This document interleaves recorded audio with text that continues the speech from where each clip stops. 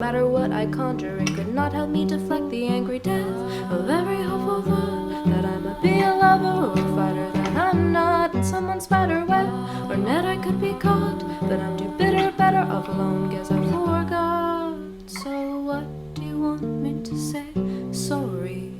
Should I apologize when you ignore me?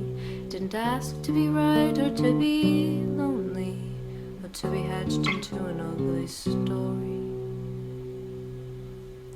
I'm a prince and I had a pair of princesses and two sharp squares, but then I guess I bored them both to death. And now I think my calling is to break apart and fall to pieces. Better yet, invent a brand new method of ascension. I'm impressed you managed to survive, but rest assured we'd all be better off dead than alive. Cause when they get a hold of us, we'll all be battered fried, and I'm surprised that nobody's considered switching sides.